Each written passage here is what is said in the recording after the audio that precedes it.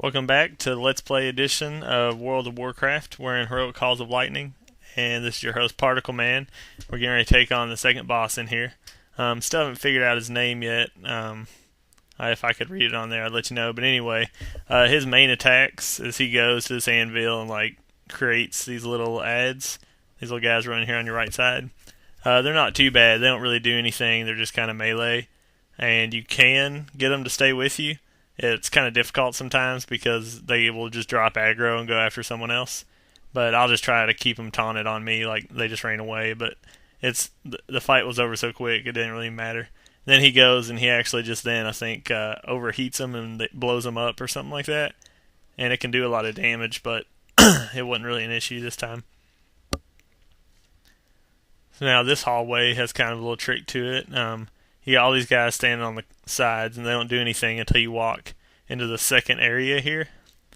So I didn't do it this time, but I usually try to drop a consecrate back there. See, look, one's behind me, and then one's in front of me right there.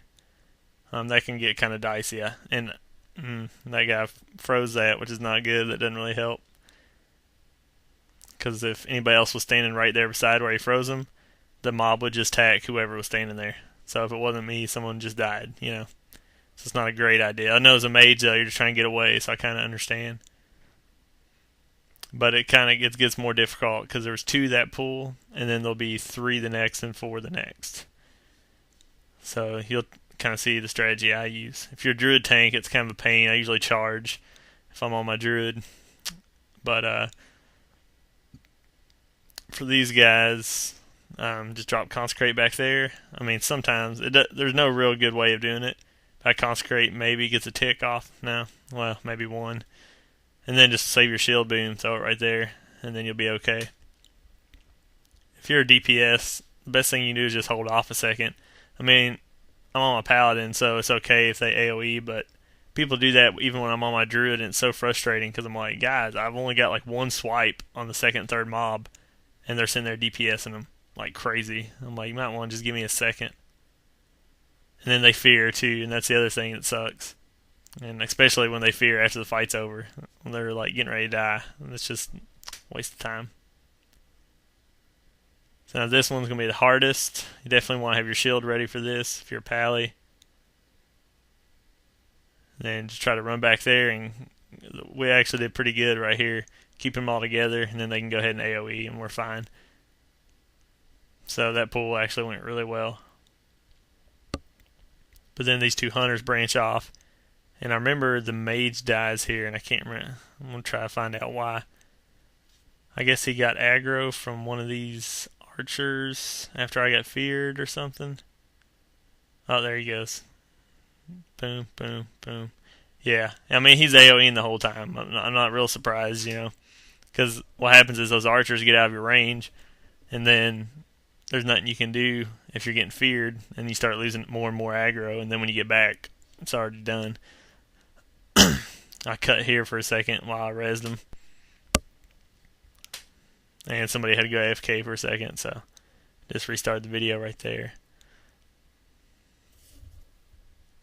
Now this hall, just try to get these guys all huddled up around you, and make sure you get this one guy. As soon as this fight starts, that little tornado-looking dude, you gotta grab him because he'll come running wherever he's at. He'll come running to get in this little fight right here. So just be ready because everybody starts AoEing and then he runs in.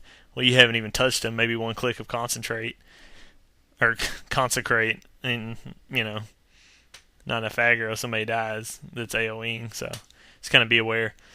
Excuse me. Now you got your last pull before the boss here. Which right now we're actually running with 2 DPS and a healer because our healer's AFK. So that was a horrible shield throw. Never throw your shield if there's only 1 guy and he's out to the side. That was pretty dumb on my part, but luckily there wasn't enough DPS to even have to worry about losing aggro on that pull. And so I think we're going to end up doing this whole boss with just 2 DPS, which isn't too bad because the way the boss works, it doesn't really matter how much you have. He's going to disperse 4 times, or 3 times anyway.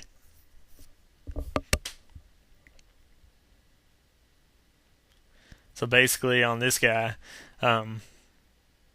when you pull him, try to keep him up there near the stairs, because he's going to do this really annoying thing coming up. You'll see. But it's just really important to keep him at the stairs. Let's see if it should be going. There we go. No? Okay. And sometimes I'll even turn around, put my, back up the boss, or give the bosses back to the group. It's just kind of a normal tanking thing. And he'll throw out these little balls of energy that'll hit a DPS. Well, he actually put a debuff on a DPS that hurts people around you. So if you're a DPS and you get that, try to stay away from everybody. And then he also throws these little balls of lightning out to do a lot of damage. They're really slow and you can dodge them. Okay, this ability is called Disperse. And what he does is he pretty much goes away, and I guess his body is just these little orbs of lightning. You can't do anything to them. The only thing they do is if they touch you, they give you a debuff that increases the arcane damage you take by 2%. If you get hit by all those for quite a while, as soon as the boss comes back, you're going to be at like 100%, and it's going to be pretty nasty. So try to avoid those at all costs. It's so easy to avoid them that it shouldn't be that big of a deal.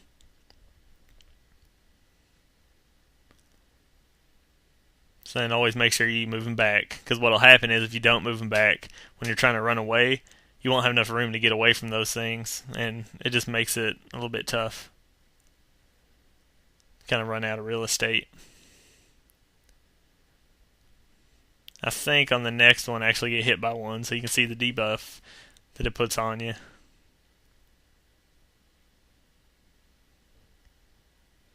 This is all this fight is just kind of waiting to attack the boss again. And he always starts out with this little ball of energy that he throws after each disperse. And yeah, as you can see, he dispersed again like immediately. Between the second and third disperse, there's like 0 time to DPS. So if you're going to pop heroism or pop any trinkets, it's almost better just to do them at the very beginning or after this last disperse, because he won't disperse again. I've never seen him do it a 4th time. But definitely between the second and third, there's under 5 seconds to DPS him. So since we have kind of lower DPS right now, that's why there's so much time between the third disperse and him dying. Usually he's pretty much dead by then.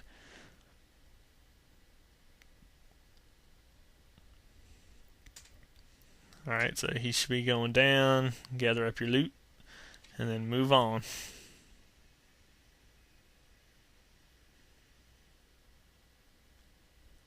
Now, I think our healer finally gets back here.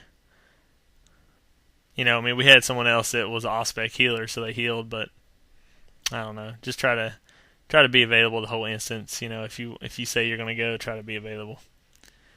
All right, so now these guys, it's really important that you get their backs to the group, because they cast forked lightning. I think they're casting it right now. Anyway, if they're just facing you, then you're the only one that'll get hit. If they're facing the group, it hits everybody. And since they can both cast it, and sometimes they do it at the same time, it's real easy to wipe on just an easy pull. You should never wipe on this pull, but I've seen it because tank didn't know to turn him around, or you're yelling at him to turn him around, and he's not listening, or he doesn't know. So that's really important tanking item to remember.